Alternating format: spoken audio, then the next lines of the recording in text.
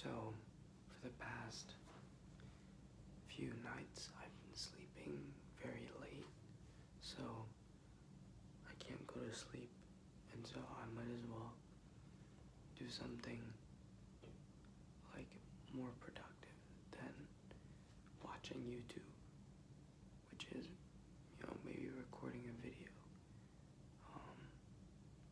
So I'm just gonna talk. Yeah.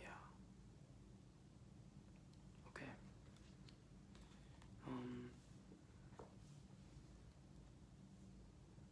I have a few topics in mind, but I'll just have them come as they come. Let me.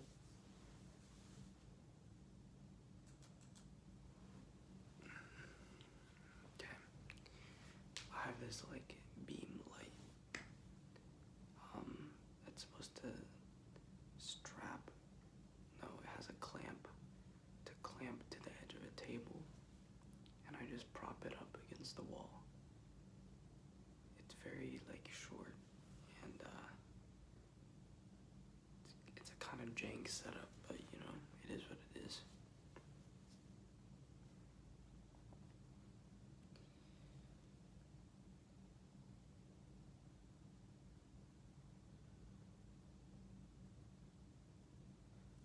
That phrase, "it is what it is," just like made me have like a fucking flashback Winter Soldier moment where I remembered it's a video. It was a Jacob Keller video about what was it about again? I remember it was about, obviously it referenced Arrival, The Story of My Life by Ted Chiang. It was about language experiencing time, Slaughterhouse-Five, the aliens in Slaughterhouse-Five have a phrase that is "so it goes," I think, and it is what it is, so it goes. That's how they talk about people dying, because in their conception of language and of time and how they perceive the world, all moments in time happen at the same time, where they're all being experienced at the same time, where time doesn't even matter. I'm getting sidetracked already. Go watch that video. Anyway, yeah, so if you couldn't tell, I watch a lot of YouTube. It is a problem, but sometimes you get little nuggets from it, and quite recently it's gone to the point where I'm sort of procrastinating on watching YouTube videos. Like, I'll see one that is very interesting, but it's either too long, or I know after I watch it, it's like more thought-provoking, and I put those all on my watch later playlist, and then I like procrastinate on watching them because I would rather watch like not instant dopamine, but slop, essentially. Like, I don't know, I'll watch like Northern Lion Balatro videos, just it's kind of like an alcoholic, you like, no, this is not a good analogy, because I don't drink that much and I'm bad at drinking, but I imagine like you want to stay happy drunk and not go to like really thinking about my life drunk,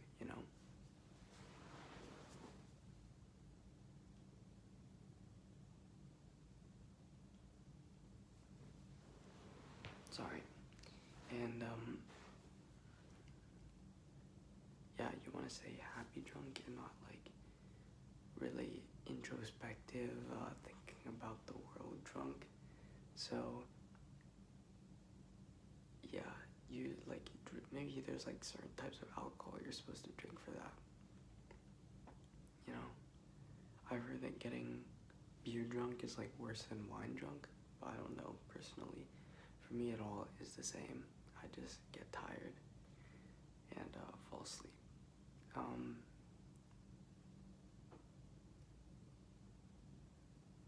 But the bad kind of tired in which you feel tired, but it's like hard to fall asleep, so you're just like in a fog. Yeah, that kind. Yeah.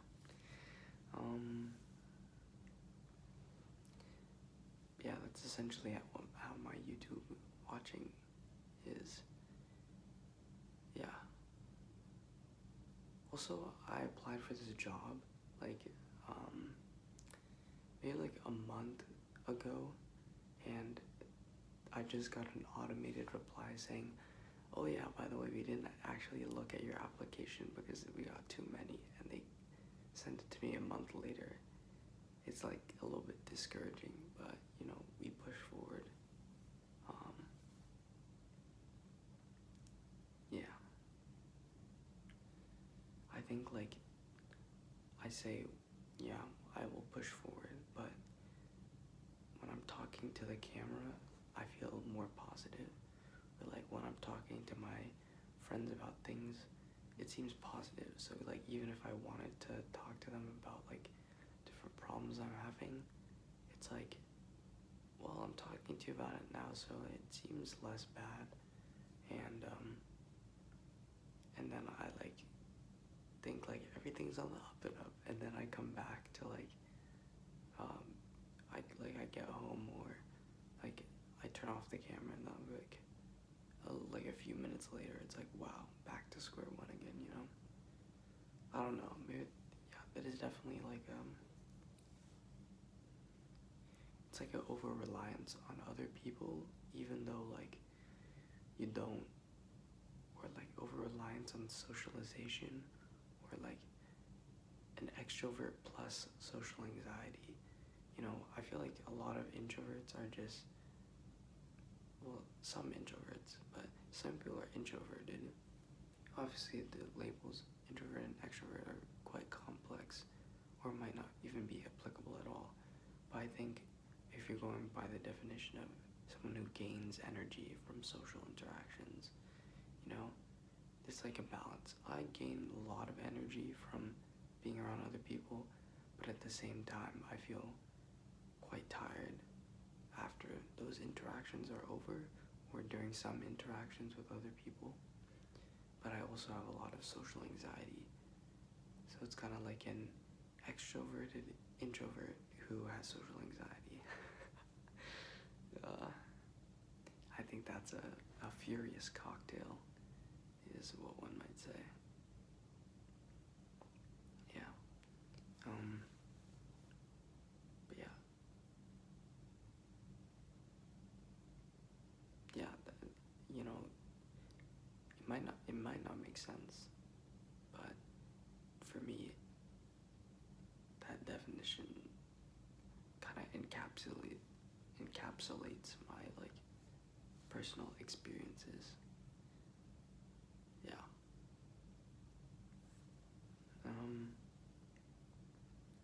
What else? Okay. Also, my dad gave me this book today. It's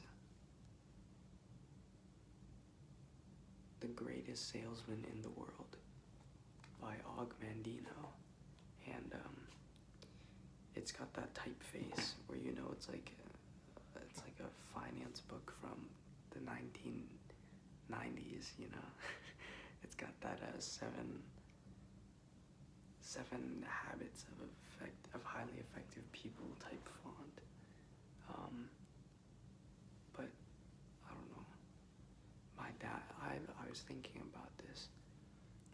All 5 of my family members are like very different, you know, but we all have similarities between each other, and one common theme. You know, every story has a theme. One common theme that's like shared between all of us, I feel, is like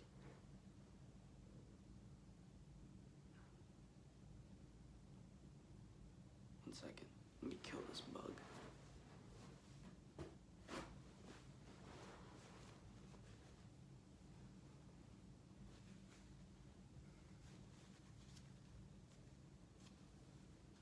Okay.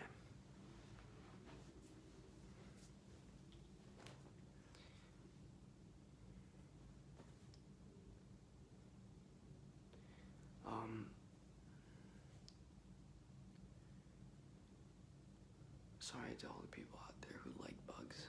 I know people who like bugs. Sorry about that. Like, I think one thread that connects us all is the idea of like obsession or like hyperfixation or maybe stubbornness might be better, but I think all three of those kind of apply. That we all have our very specific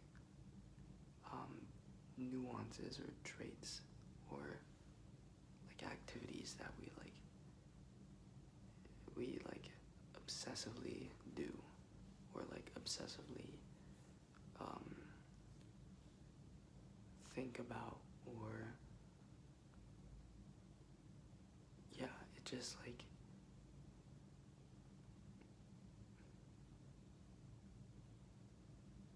it's hard to explain. Yeah, it's hard to explain. But it's like obsessiveness combined with stubbornness. And it can be good.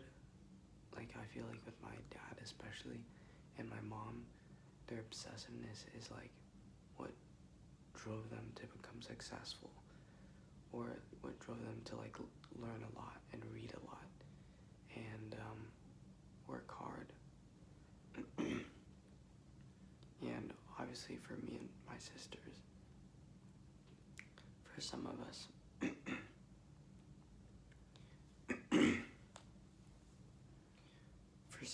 that obsession has paid off at times, and at other times it's been a detriment, you know?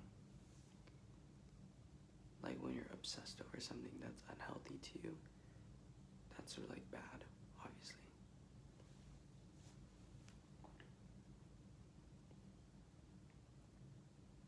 Another thing that I was thinking about, because today is a random talk day, partially because, well, I already said a reason earlier, but another reason is I just showered, so my hair has to dry before I like go to bed. That's like a long hair thing if you don't have long hair. And yeah.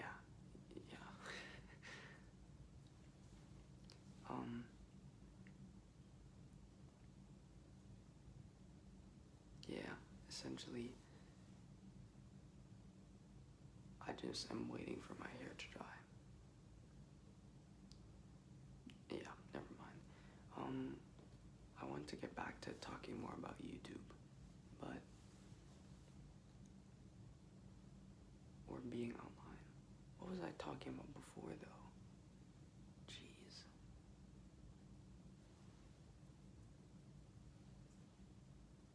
I forgot. Whatever, it doesn't matter.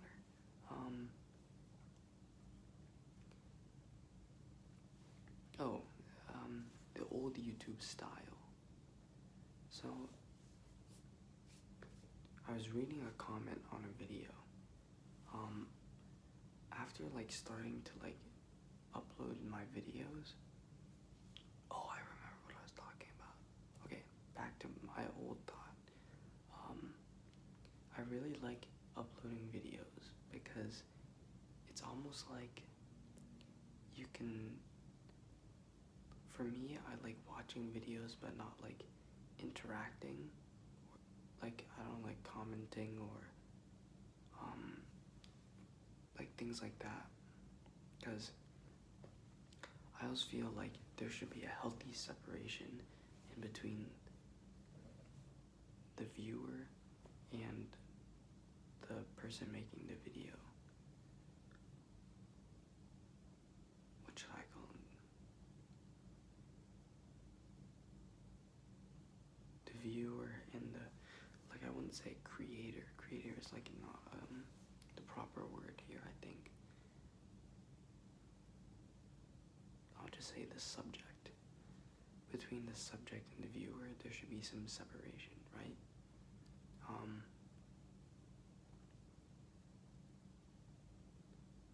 Because even if someone tells you about their experiences, it doesn't get to, like, there's always something missing from your understanding of who that person is, you know? There's always some sort of disconnect between your thoughts and, like, what you think, what you say, what you do, and how that's transmitted over a screen versus, like, in person. Or even from in person to being in person in, like, an even more, like, intimate setting, like having lunch together versus, like, I don't know, going to a party, you know? Like, there's different levels of, like, how well you understand someone. And obviously if you go to a party with someone, then have a one-on-one lunch with someone. Or, like, whether you watch their video, like, all three of those things will give you, like, a different understanding of elements of that person. And so,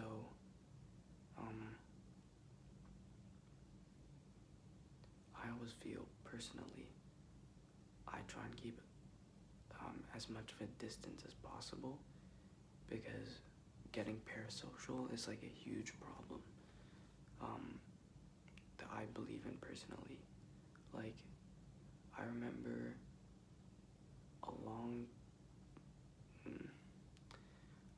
like a while ago, like maybe 2 or 3 years ago, I sent in a message to the VORW podcast about that exact question, you know? Like, if you don't know, VORW is the report of the week, or Review Bra, the guy who reviews fast food. And he does this podcast, or, like, a shortwave radio show, in which he, like, answers viewer questions and talks about the topics he wants to talk about. It's, like, it's very good. I think his motivation for it has gone down recently, but I really enjoyed, like, I enjoy all the episodes. It's just very, like, wholesome, and a guy who, like, just loves, you know, certain things,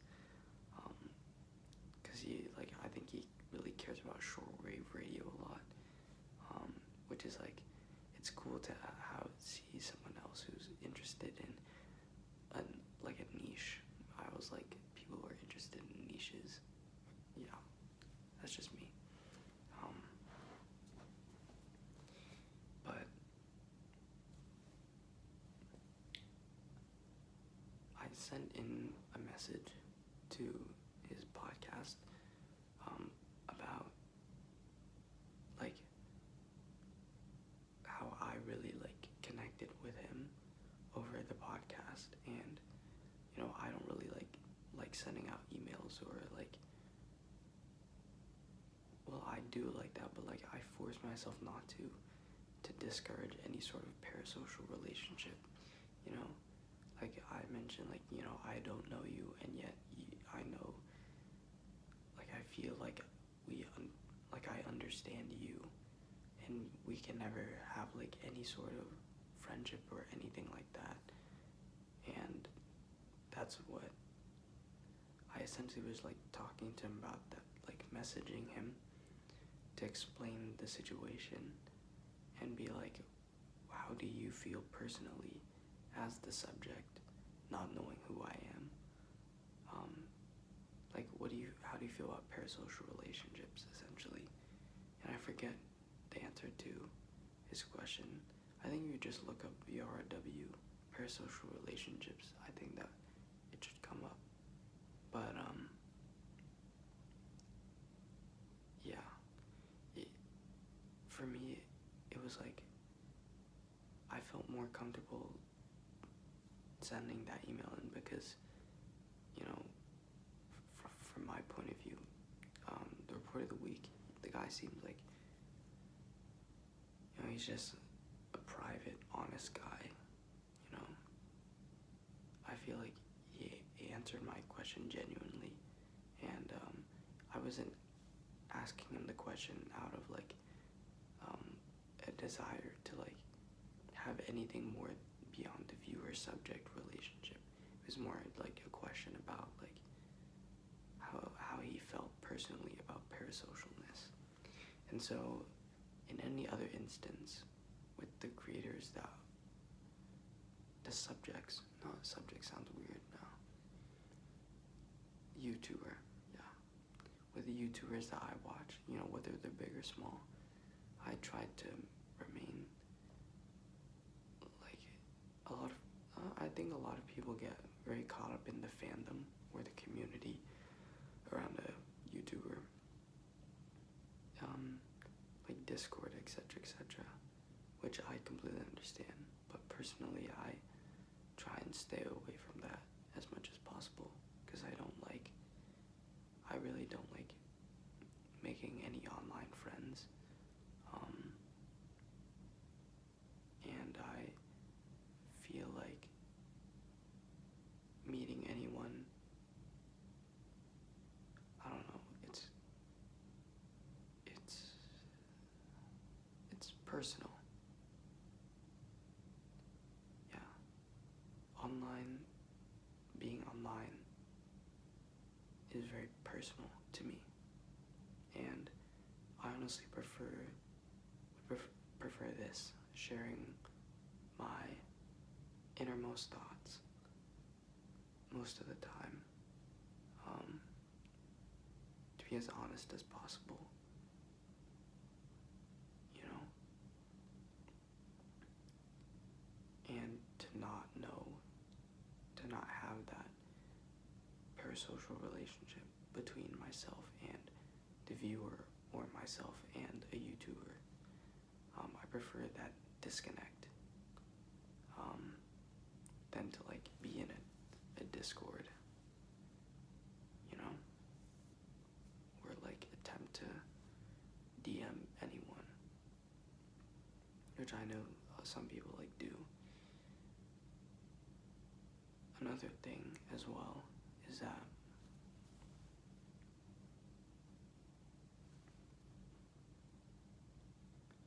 for me, like, the videos are, like, obviously I have thoughts in my head. When I put them out into a video, and I release it, those thoughts give anyone who watches it a glimpse into my head, right? And for me, the ideal way that my videos would be used is for someone who knows me in real life to watch the videos to get an understanding of my innermost mind. Then in interactions with me in real life, you know, to not like ever bring it up or anything, but I feel like because they know this information about me, our interactions in real life can be more like genuine or more complex because like they know something about me, right? Like I may not know that they know, like I don't really care. For me, it's like your understanding of someone else allows you to, you know, understand them better, and understanding leads to better communication, interaction, etc., etc., etc.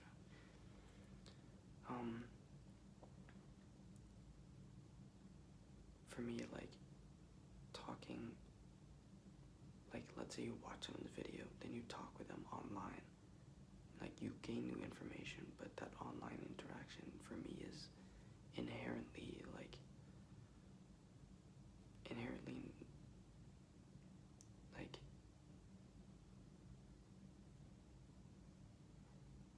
almost inherently too separate, you know? Like, I put myself into my videos, and for you to take the information and go through a medium that doesn't allow for how people are supposed to communicate, you know? It kind of goes from like an intimate interaction, me sharing my innermost self, to a less intimate setting, which is like, I don't know, whether it be comment or DM or message or call even. It's like, now there's the separation of the screen, right? The separation of the screen plus the less I don't know, it's hard to explain. Also in real life, like, people have more decency, I feel, and understanding requires decency, you know? Understanding and information is not something to exploit with someone else. It is to, you know, your understanding should lead to respect, and respect should lead to, you know, treating someone in the way they should be treated. Yeah, that's essentially why I do the videos and how I view, like, parasocialness online, which is, like, I feel like a kind of a big problem, especially in like YouTubers who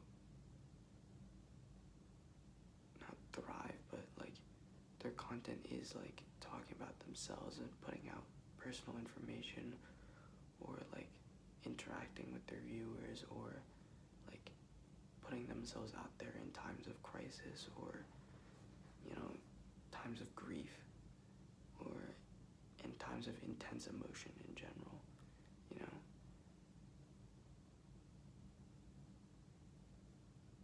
Yeah.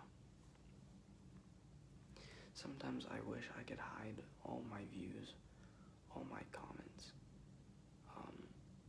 like all subscribers. I would like to put everything out there with as little input on how I put things out there as possible, you know. I was watching, there's this new YouTuber that I've been watching recently. They're very good. Someone that I personally feel like connected to, in the sense that we're both doing more like old school, very simple YouTube type talks on very like jank setups, pretty much. And like seeing the like honestly foul like treatment they've been getting because of like the intimacy of their videos, plus like deranged psychos. Okay, now I'm getting like, it's not deranged psychos, it's just people who are desperate for something, whether it be like, yeah, desperate for anything, any connection, you know.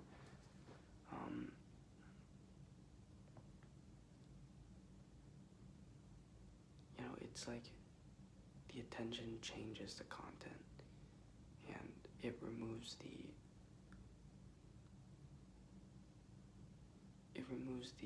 you know,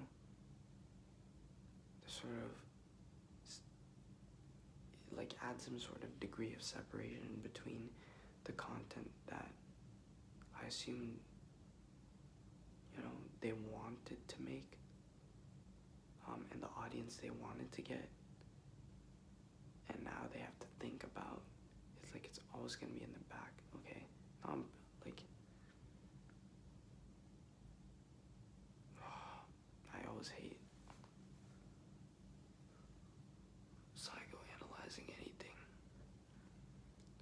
essentially, okay, I'll just apply this to myself. Essentially, if I got a bunch of like, interaction, or like I saw opinions about things that I should do or shouldn't do, in my videos, it might unconsciously sway me or like consciously sway me to be thinking about that the next time I make something. And lead to like a change in the authenticity of what I wanted to create. Which is why I try and be careful, and I also try and like, I don't read any comments I don't get any comments first of all, but like if I did get any comments, because on my YouTube page I just pretty much press the create button, I airdrop the video, I upload the video, I don't look at it at all, and then I close the tab immediately pretty much.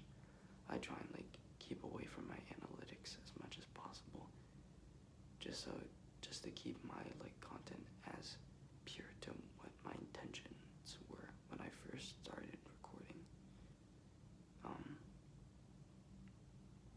Yeah. Anyway, that's just my personal take on things. But recently, after starting to make like these types of videos, I've gotten a lot more recommendations of like more personal videos as well, which has been really interesting to see, like videos from like, I don't know, 12 years ago, 13, 14 years ago of like this type of content, and then like to see videos like now that are still the same. It's like really cool to see that YouTube has grown so much, obviously, since I was little, and since I watched like, I don't know, Stampy Cat videos to like now, and to see a little bit of that old, more personal YouTube still there is really cool to see.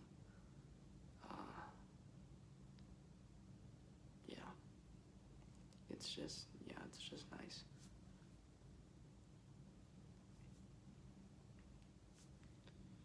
What else? Oh, another thing. So, like, also in these more like personal YouTube videos, a lot of the people have like really cool rooms with like a bunch of like stuff, and I don't. You can probably see behind me. Behind me is the closet, which I'm not gonna open, but it's just like basically clothes and some art supplies, and like just storage of like a bunch of my old kid stuff. But I pretty much have nothing in my room. There's that one art piece, like a gift from a friend.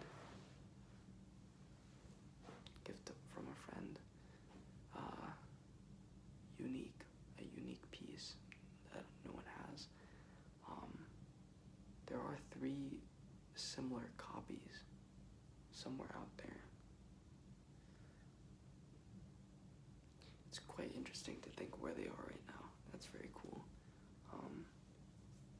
And I have like one shelf filled with like memorable objects, but I'm not gonna show you that. And just a bunch of memories. They're all very personal. And then I have like literally nothing else. Like my bed is on the floor, old Japanese futon. So yeah, but I don't want to get more stuff in my room. Everything in my room is like extremely meaningful, and I find it hard to like have meaningful objects in my room. It's part of like a phase that I went through a long time ago. Maybe when I was like in 8th grade or 6th, 7th, 8th grade, where this brings up a cool childhood memory. I watched the documentary about minimalism, and I became instantly like enraptured, pretty much. It's like the first minimalist documentary, which I remember Drew Gooden made a critical YouTube video about them one time. But yeah, essentially it's like you're the minimalist, and yet you create so much stuff that is put out into the world. Because after becoming a fan, they're like one of their fans, and like understanding the concept behind minimalism, which honestly I believe I'm a minimalist.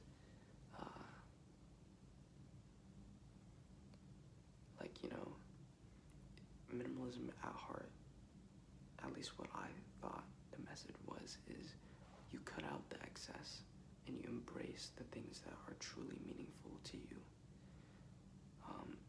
It doesn't have anything to do with minimalist design. That's like completely different. Minimalism is all about like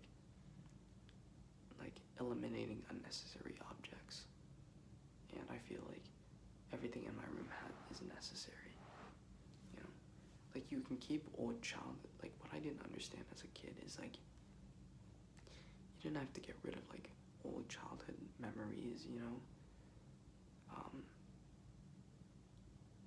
old childhood toys. Like those things were meaningful to my parents, so fortunately they did keep those. But like I went on like a spree of like trying to throw everything in my room away, which is just not helpful. Well, it was helpful, but it can be like detrimental in the future. So like everything in my room is like very thought out and curated, and every single object on that shelf reminds me of like very specific memories. So I do wish to some extent that I had a room filled with interesting things that I could show, but I suppose I haven't lived enough or gone to any interesting places or had interesting memories enough to fill the walls, But, yeah.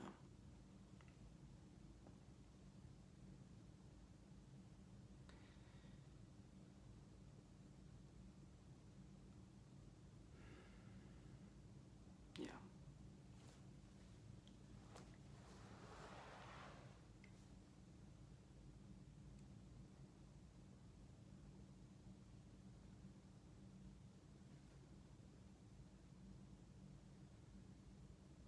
Yeah. It's honestly interesting, I know you guys can't see the shelf, so this part may not be interesting for you, but also I don't make my videos to be interesting, so that's okay. It's like crammed with stuff, and it's like a feast for the eyes, Everywhere else in my room, every wall is just white. Then I look at my shelf, and it's every single object my eye lands on, I can remember where I got it, how I got it, some of them when I got it, but I can remember all the times of my life that these objects were in, why I have them, what meaning they have to me. It's cool. Obviously everyone probably has something like that in their room as well, but I would encourage you, if you don't, to make an effort to do something like that. Even if they're not good memories, some of the objects there remind me of times that I was very sad, and not good times as well, but still I have them, and it's kind of important sometimes, like pictures, old pictures, you look at yourself and you remember the times that those pictures were taken.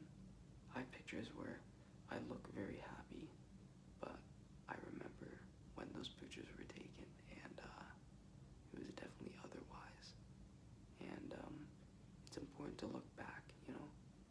because pictures don't tell you everything. Obviously, you're not gonna look sad in a picture unless it's like curated sadness, which I feel is like, I don't know. But seeing your smile and being able to see in your own smile that hint of something wrong. Yeah, that's what memories, pictures are for, to remind you of how things used to be, whether they be good or bad, and the lessons that you can learn from those memories.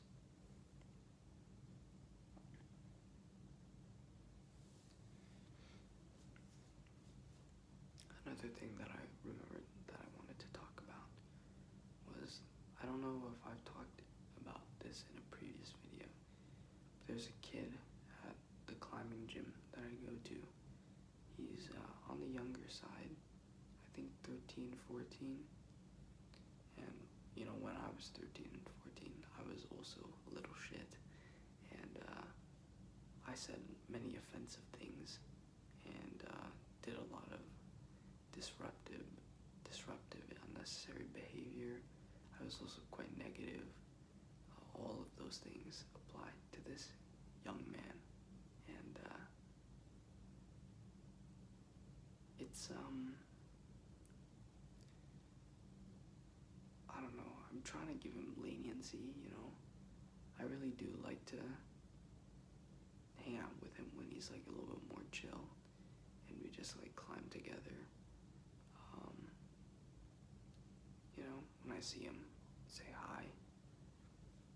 But I really don't want him to like continue this behavior. But maybe like if I push on him too hard, it will like entrench in him. Versus with me, it's like a gentle easing out of that. I really don't know. I think I don't know. This came up in the climbing gym as well. Like a lot of adults, I feel, don't like the kids. If they're not the parents of those kids, obviously. But it's like they're kind of dissatisfied with the younger generation, and I can see why. But at the same time, I think kids have always been kids in the sense that they will do what they want, and they like to run around and have fun and like explore and do things with their friends and goof off, and you gotta like let them do it, especially at, I know climbing gym is supposed to be very serious sometimes, but ultimately climbing is like one of the most like exciting, fun sports in my opinion, with one of the best communities. Like, why not let the kids have fun, I don't know.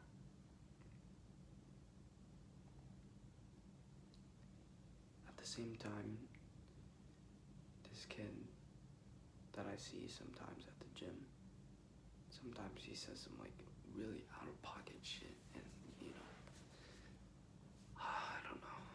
Maybe I should be a little bit more vocal about how I feel about what he says, and maybe he's just not taking that criticism seriously. It's all good.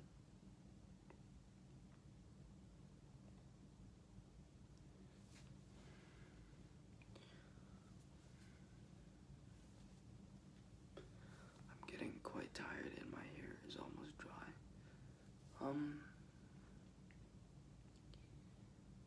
I think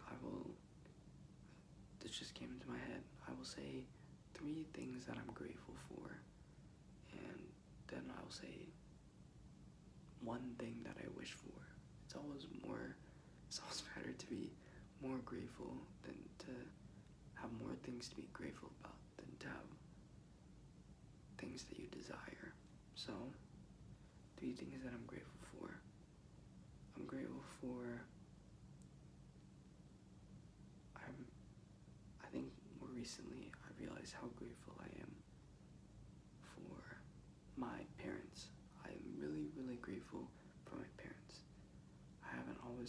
shown it. And my relationship with my parents has been very rocky, and I'm not close to them at all. But I think they are really good parents.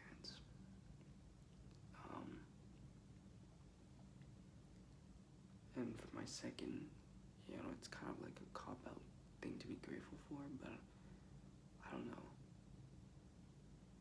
I don't really often tell my parents that I'm grateful for them, but I am. I don't think I've ever told my parents that I'm grateful for them, actually, but I am.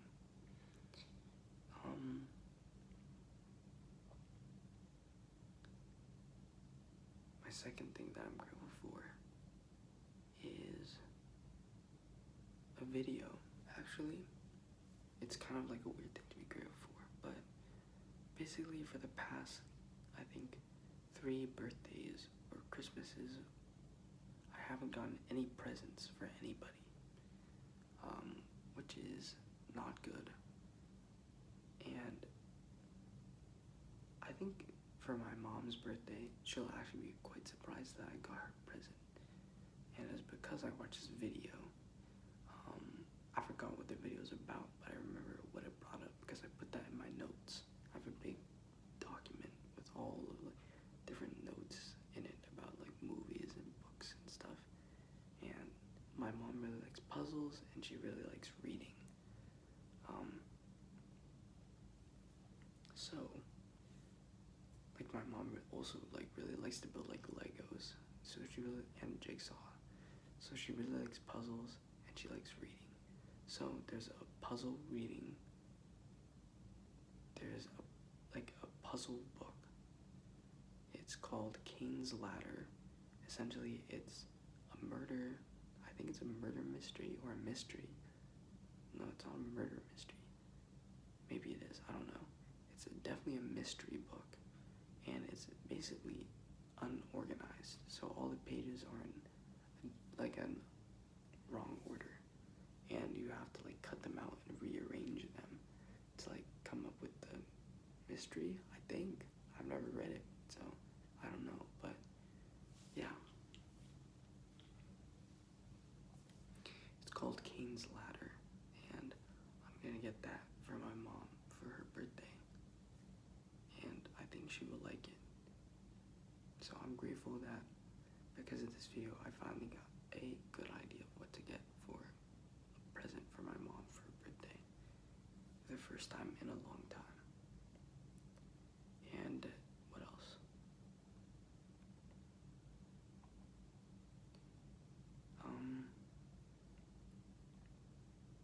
What else am I thankful for?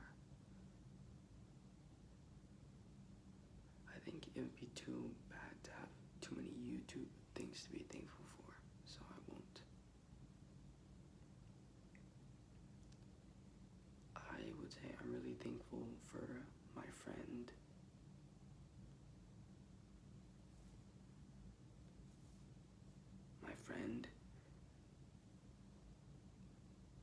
I will just call this friend Triple Dot.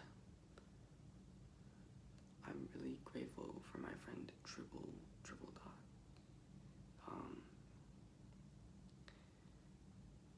Because he reached out to me recently asking to hang out, and to be honest, like, because I don't really am not the one to initiate conversation, and I really did want to see him, or he is a friend that I really do value, and even though we're not the closest of friends, I think he really does put in a lot of effort with all of his friends and friendships, to spend time with them, and I am honored to be one of his friends, and for his, like, I don't know what spurred him to contact me, but I was just very grateful for that, and I'm grateful that I'm his friend.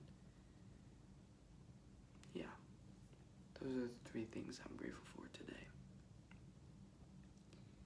And one thing that I wish for, I have one one secret wish that I'm not going to tell you about, but it's in my heart and in my head, and it's not even like a complete sentence of a wish. It's more like a thought, a vague notion, an idea.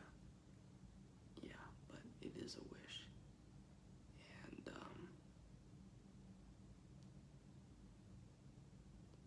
I don't know what will come of that wish, but I won't tell you. So instead, how about you make a wish? You come up with 3 blessings and you come up with a wish, because those 3 things are important. And I feel like I should get a little bit of privacy on my wish, because I'm not gonna know what the 3 things that you're grateful for or the things that you wish for are about. So yeah, and I feel like I should end my videos on that from now on. Maybe, I don't know. Anyway, I gotta go to bed. And this other YouTuber really inspired me to like keep uploading, so I will try and do that more. And will also try and find more interesting things to talk about. Maybe another book review, because I have read The Ministry of Time by Callie and Bradley. I've read Boulder by Ava Baltazar, and I've read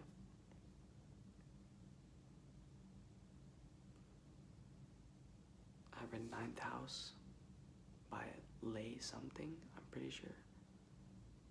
And I think that is it for recent book reads. So yeah, I think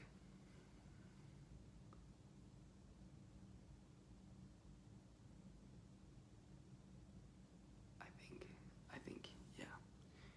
Also, I bought the book of Disquiet by Fernando Pessoa. I think that's how you pronounce his name. And I got a special edition of the bell jar with gold, like it has gold embossing on it. And I want to reread The Lord of the Rings, because I read it when I was like too young, I think, to understand it in full. And I've been watching Emmy, a booktuber. I've been watching her for a long time, and she recently finished reading it, and it was like a really cool experience to see it, because I think the enjoyment I would get out of it now is so much more, but I like almost never reread anything. So, we'll see. My parents do have a very old and very nice copy of Lord of the Rings. I will try and show it to you in the next video. Maybe the next video will be about books. Yeah, but anyway, I had an old copy of the bell jar, but this new limited edition hardcover copy is very cool, I think. Yeah.